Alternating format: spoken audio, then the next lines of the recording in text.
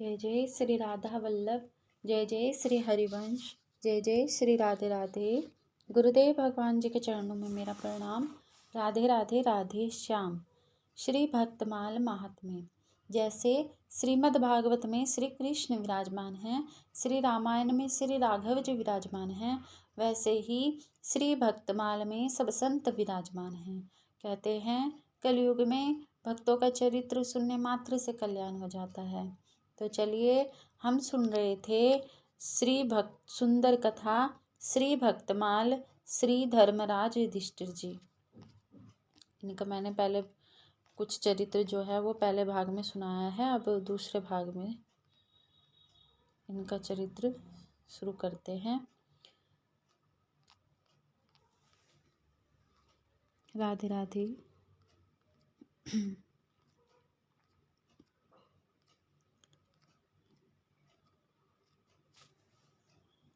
राधा वल्लभ श्री हरिवंश। जय जय श्री राधे राधे। एक समय की बात है, द्रौपदी को आश्रम में अकेली छोड़कर पांडव वन में चले गए थे। पीछे से दुर्योधन का बहनोई सिंधुराज जयद्रथ उधर आ निकला।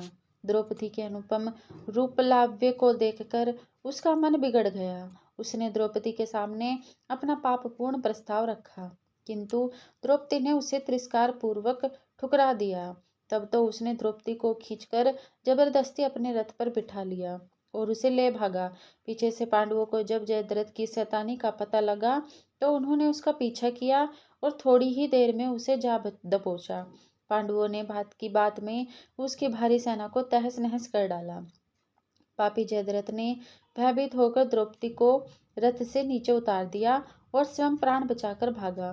भीमसेन ने उसका पीछा किया और थोड़ी देर में उसे पकड़कर धर्मराज के सामने ला उपस्थित किया। धर्मराज ने उसे संबंधी समझकर दयापूर्वक छोड़ दिया और इस प्रकार अपनी अद्भुत क्षमाशीलता एवं दयालुता का परिचय दिया। महाराज युधिष्ठिर बड़े भारी विद्वान, नीतिज्ञ और धर्मज्ञ तो थे ही, उनमें समता भी अद्भुत थी। एक समय की बात है, जिस वन में पांडव रहते थे, वहां एक ब्राह्मण के अरणी सहित मंथन काष्ठ से, जो किसी वृक्ष की शाखा पर टंगा हुआ था, एक हिरण अपना सींग खुजलाने लगा। यह काष्ठ उसके सींग में फंस गया। हिरण उसे लेकर भागा। मंथन काष्ठ के न रहने से अग्निहोत्र में बाधा आती देख ब्राह्मण पांडवों के पास गया और उनसे यह मंथन काष्ठ ला देने की प्रार्थना की। धर्मराज युधिष्ठिर अपने चारों भाइयों को साथ लेकर मृग के पीछे भागे, परंतु वह देखते देखते उनकी आंखों से ओझल हो गया। पांडव बहुत थक गए थे, प्यास उन्हें अलग सता रही थी। धर्मराज की आज्ञा पाकर नकुल पानी की तलाश में गए। थोड़ी ही दूर पर उन्हें एक सुंदर जलाशय मिला।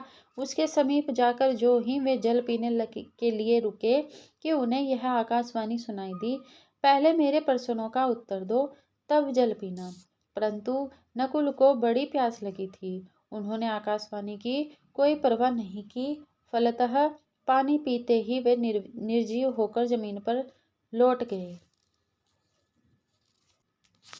राधे राधे। नकुल बहुत देर तक न लौटे, तब धर्मराज सहदेव को भेजा। उसे भी आकाशवाणी सुनाई दी, परंतु सहदेव ने भी ध्यान न देकर पानी पिया। सहदेव भी निर्जीव होकर गिर पड़ा। आगे धर्मराज ने अर्जुन और भीमसेन को भेजा, परंतु उन तीनों की भी वही दशा हुई। अंत में धर्मराज स्वयं उस तालाब पर पहुंचे। उन्होंने भी वही आवाज सुनी और साथ ही अपने चारों भाइयों को निचेष्ट होकर जमीन पर पड़े देखा। इतने में उन्हें एक विशालकाय यक्ष दिखा पड़ा। उसने युधिष्ठिर को बतलाया कि मेरे प्रश्नों का उत्तर दिए बिना जल पीने के कारण तुम्हारे भाइयों की यह दशा हुई है। यदि तुम भी ऐसी अनधिकार चेष्टा करोगे तो मारे जाओगे। युधिष्ठिर उसके प्रश्नों का उत्तर देने को तैयार हो गए। यक्ष युधिष्ठिर संवाद इस प्रकार है। यक्ष, कौन हूँ मैं? युधिष्ठिर, तुम न यह शरीर हो, न इंद्रिया, न मन, न बुद्धि, तुम शुद्ध चेतना हो, वह चेतना जो सर्वसाक्षी है। यक्ष, जीवन का उद्देश्य क्या है? युधिष्ठिर, जीवन का उद्देश्य उसी चेतना को जानना है जो जन्म और मरण के बंधन से मुक्त है। उसे जानना ही मोक्ष है। यक्ष, जन्म का कारण क्या है?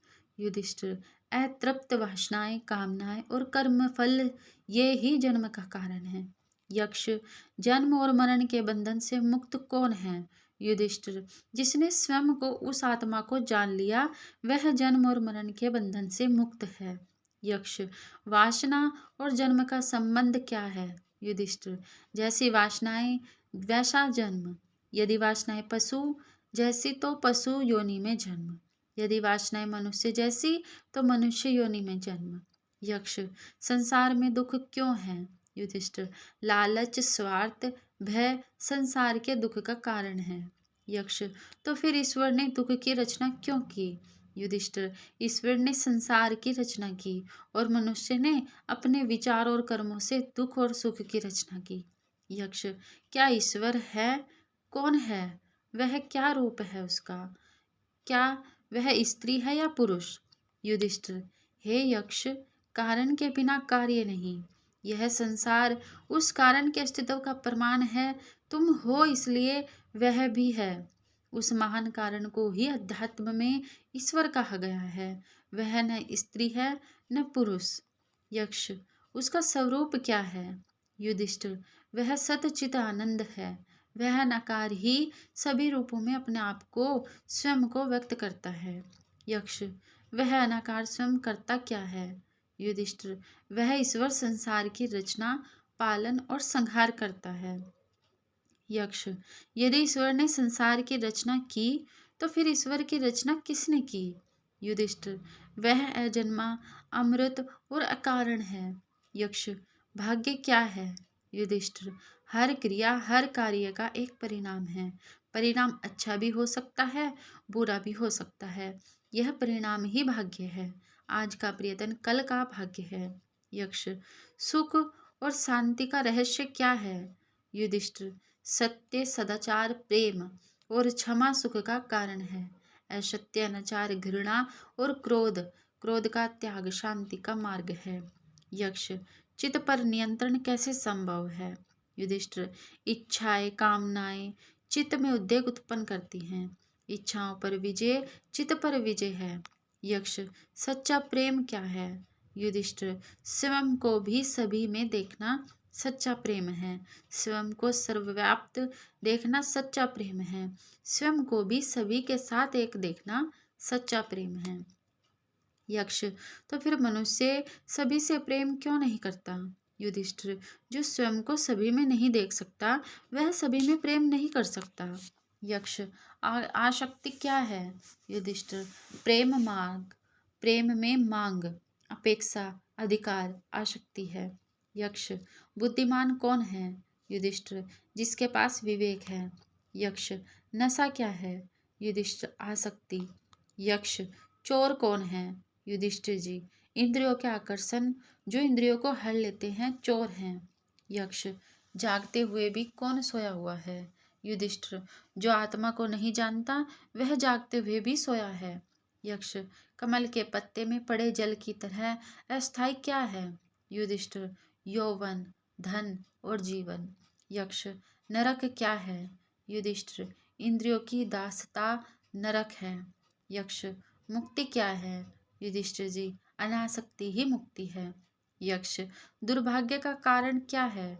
युधिष्ठिर, मद और अहंकार। यक्ष, सौभाग्य का कारण क्या है? युधिष्ठिर जी, सत्संग और सबके प्रति मैत्री भाव। यक्ष, सारे दुखों का नाश कौन कर सकता है? युधिष्ठिर जी, जो सब छोड़ने को तैयार हो। यक्ष, मृत्यु पर्यंत यातना कौन देता है? युधिष्ठिर जी, गुप्त रूप से किया गया अपराध। यक्ष जी, दिन रात किस किस बात का विचार करना चाहिए? युधिष्ठिर जी, सांसारिक सुखों की क्षण भंगुरता का। यक्ष, संसार को कौन जीतता है? युधिष्ठिर जी, जिसमें सत्य और श्रद्धा है। यक्ष, मुक्त कौन है? युधिष्ठिर जी, जो अज्ञान से परे है। यक्ष, अज्ञान क्या है? युधिष्ठिर, आत्मज्ञान का अभाव अज्ञान है। यक्ष, दुखों से मुक्त कौन है? युधिष्ठिर जी, जो कभी क्रोध नहीं करता। यक्ष, वह क्या है जो स्थितों में है और नहीं भी? युधिष्ठिर, माया। यक्ष, माया क्या है? युधिष्ठिर, नाम और रूपधारी नासवान जगत। यक्ष, परम सत्य क्या है? युधिष्ठिर, ब्रह्मा। यक्ष ने जो प्रश्न युधिष्ठिर से किए उन सब का समुचित उत्तर देकर युधिष्ठिर ने यक्ष का अच्छी तरह समाधान कर दिया। इनके उत्तरों से प्रसन्न होकर यक्ष बोला, राजन, आपने भाइयों में से जिस किसी को तुम जीवित रखना चाहो उसे मैं जीवित कर दूं। धर्मराज ने नकुल को जीवित देखना चाहा। यक्ष ने नकुल को जीवित करने का कारण पूछने पर धर्मराज ने यक्ष को बताया कि मेरे पिता की दो भार्याएं थी, कुंती और माद्री। मेरी दृष्टि में वे दोनों समान हैं। मैं चाहता हूँ कि वे दोनों पुत्रवती बने रहे। कुंती का पुत्र तो मैं मौजूद हूँ ही, मैं चाहता हूँ कि माद्री का भी एक पुत्र बना रहे। इसीलिए मैंने भीम और अर्जुन को छोड़कर नकुल को जिलाने की प्रार्थना की है। युधिष्ठिर की बुद्धिमत्ता और धर्ममत्ता की परीक्षा के लिए स्वयं धर्म ने यह लीला की थी। उनकी इस अद्भुत समता को देखकर वे बहुत प्रसन्न हुए और उन्होंने अपना परिचय देकर चारों भाइयों को जीवित कर दिया। धर्म ने उन्हें यह भी कहा कि मैं ही मृग बनकर उस ब्राह्मण के मंथन काष्ठ को ले गया था। लो, यह मंथन काष्ठ तुम्हारे सामने है। युधिष्ठिर ने वह मंथन काष्ठ उस ब्राह्मण को ले जाकर दे दिया। युधिष्ठिर जैसे सदाचार संपन्न थे वैसे ही विनयी भी थे। वे समयोचित व्यवहार में बड़े कुशल थे। गुरुजनों की मान मर्यादा का सदा ध्यान रखते थे। कठिन से कठिन समय में भी वे शिष्टाचार की मर्यादा को नहीं भूलते थे। महाभारत युद्ध के आरंभ में जब दोनों की ओर की सेनाएं युद्ध के लिए सनंद खड़ी थी, उस समय उन्होंने सबसे पहले शत्रु सेना के बीच में जाकर पितामह भीष्माचार्य, द्रोण एवं कृपाचार्य तथा मामा शल्य के चरणों में प्रणाम किया और आशीर्वाद मांगा। उनके इस विनयपूर्वक पूर्ण एवं शिष्ट जनोचित व्यवहार से वे सभी गुरुजन प्रसन्न हुए और उनकी हृदय से विजय कामना की। चारों ने अन्यायी कौरवों की ओर से लड़ने के लिए बाध्य होने पर खेद प्रकट किया और इसे अपनी कमजोरी बतलाई। स्वयं भगवान श्री कृष्ण ने युधिष्ठिर के इस आदर्श व्यवहार का अनुमोदन किया।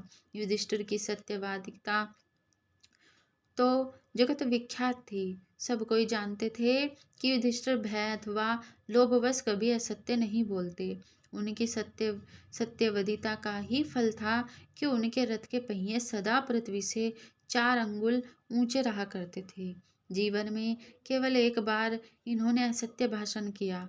उन्होंने द्रोणाचार्य के सामने अश्वत्थामा हाथी के मारे जाने के बहाने झूठ मूठ यह कह दिया कि अश्वत्थामा मारा गया। इसी एक बार की असत्य के फलस्वरूप राधे राधे इनके रथ के पहिए पृथ्वी से सटकर चलने लगे और इन्हें मुहूर्त भर के लिए कल्पित नरक का दृश्य भी देखना पड़ा।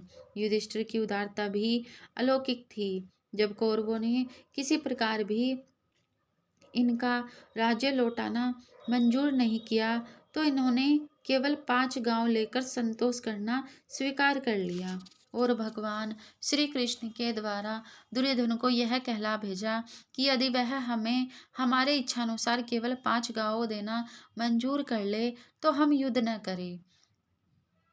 परंतु दुर्योधन ने इन्हें सुई की नोक के बराबर जमीन देना भी स्वीकार नहीं किया। तब इन्हें बाध्य होकर युद्ध छेड़ना पड़ा।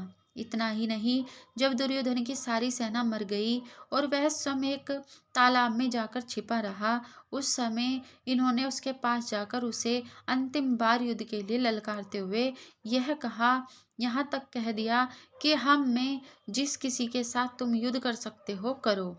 हम में से किसी एक पर भी तुम द्वंद्व युद्ध में विजय पालोगे तो सारा राज्य तुम्हारा हो जाएगा।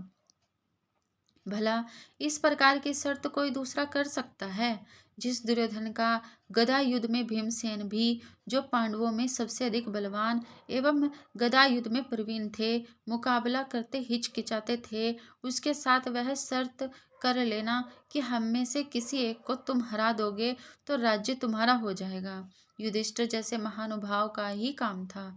अंत में भीमसेन के साथ उसका युद्ध होना निश्चित हुआ और भीमसेन के द्वारा वह मारा गया। इतना ही नहीं, युद्ध समाप्ति के बाद जब युधिष्ठिर का राज्याभिषेक हो गया और धृतराष्ट्र गांधारी इन्हीं के पास रहने लगे, उस समय इन्होंने उनके साथ ऐसा सुंदर बर्ताव किया कि उन्हें अपने पुत्रों की मृत्यु का दुख भूल गए।